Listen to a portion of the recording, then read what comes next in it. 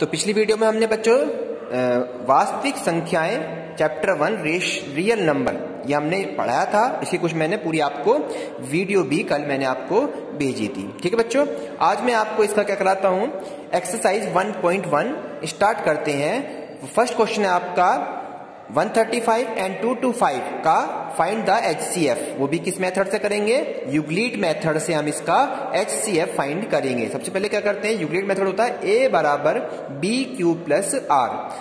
Numbers हैं 135 से 225 को डिवाइड कैसे करेंगे। चलिए इसका शॉर्ट ट्रिक्स मैंने आपको बताया भी था कि इसके 5 को भूल जाइए, 13 को याद रखिए, इसका 5 को भूल जाइए, इसका 22 डिजिट तक आपको ध्यान रखिए। अगर आपको 135 का टेबल नहीं आता है तो आपको देखिए 13 का टेबल आता है 22 में, 13 1 जा 13, 13 2 जा 26, तो 13 दूनी 26 हो जाते हैं और हमारा ये ज्यादा हो जाता है। तो किस पे चलेगा, ये 1 पे चलेगा, नहीं 135 1 जा 135 करेंगे।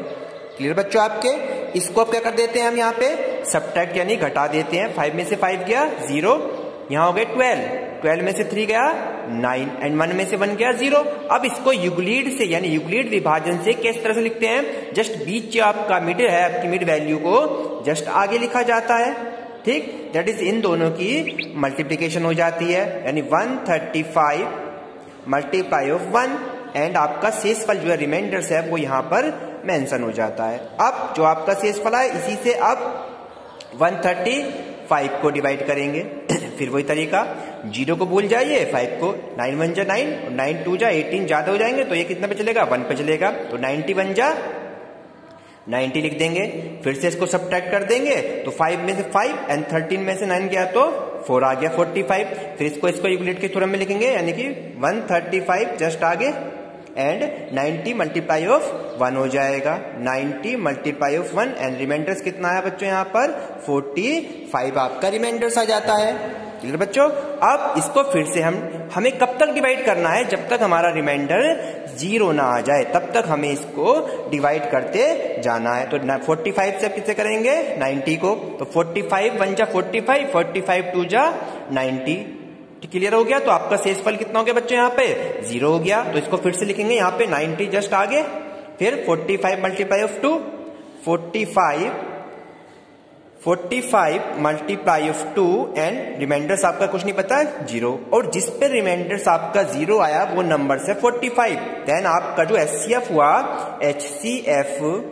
HCF ऑफ 135 एंड 225 का आपका क्या बना HCF 45। यही आपका क्या है आंसर है। इसे कौन से मेथड से कहते हैं बच्चों, यहाँ पे यूक्लिड विभाजन से हमने क्या सीखा यहाँ पे HCF को फाइंड करना। पिछली वीडियो में मैं आपको सब कुछ सिखा चुका हूँ, HCF भी एंड LCM भी। तो इसमें 3 क्वेश्चंस थे, अब आपको 3 क्वेश्चन में से 1 मैंने करा दिया है, बाकी आपके सेकंड क्वेश्चन है इसमें 1 9 6 एंड 3 8 2 2 0 आपको अपनी नोटबुक में खुद करेंगे।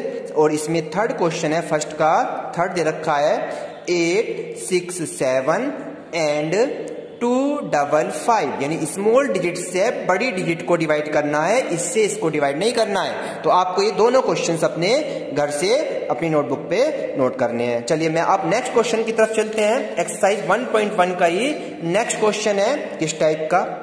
सेकंड क्वेश्चन दे रखा है, दिखाइए दर्शाइए कि एक विषम पूर्णांक है 6q प्लस 1 के फॉर्म का, या 6q प्लस 3 की फॉर्म का, या 6q प्लस 5 के रूप का यानी कि फॉर्म का होता है।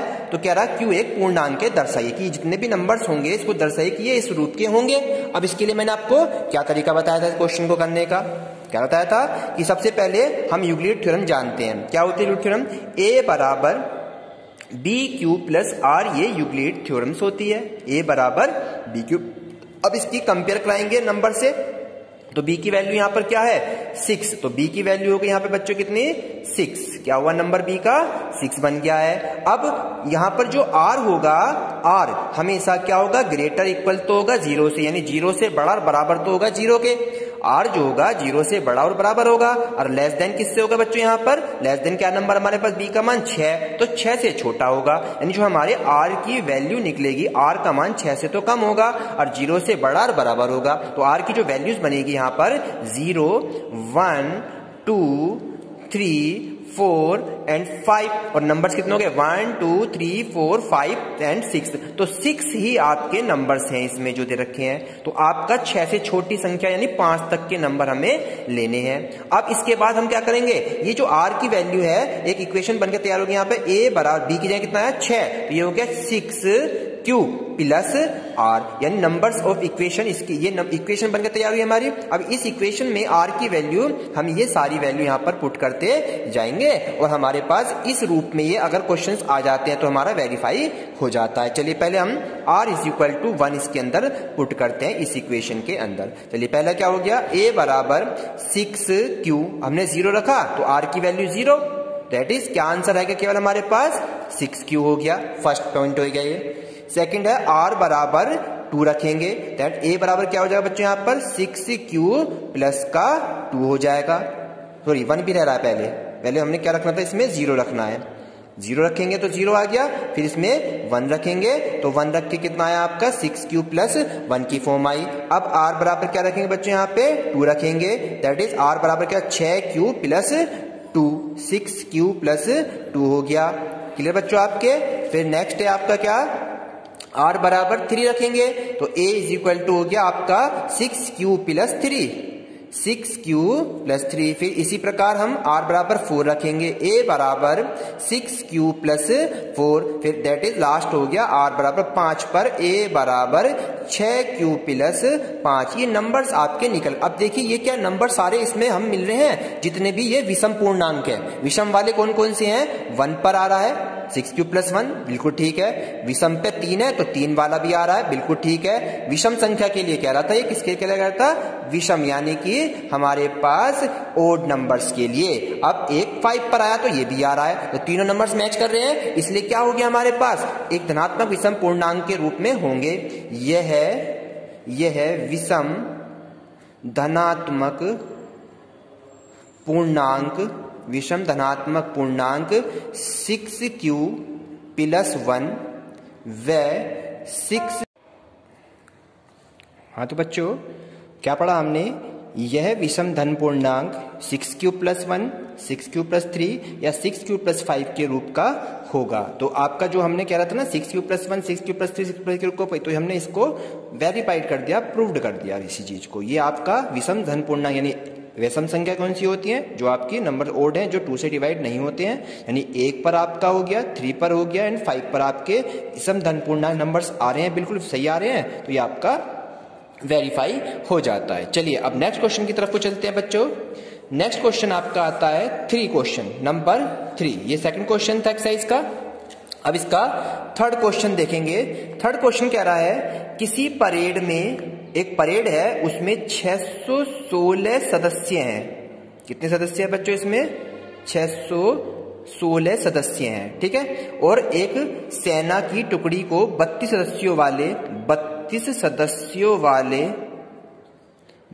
सदस्यों वाले आर्मी के बैंड के पीछे मार्च करना है उन्हें, ठीक है। बुक्स में क्वेश्चन है, क्वेश्चन नंबर 3 कह रहा दोनों समूहों को समान संख्या वाले स्तंभों में मार्च कराना है इन्हें। 616 सदस्यों वाली एक सेना है, उसकी टुकड़ी को 32 सदस्यों वाली एक आर्मी बैंड के पीछे क्या करना है बच्चों, यहाँ पे मार्च का मतलब पीछे चलाना है। दोनों समूहों को समान संख्या में मार्च कराना है, तो बताइए स्तंभों की अधिकतम संख्या कितनी होगी।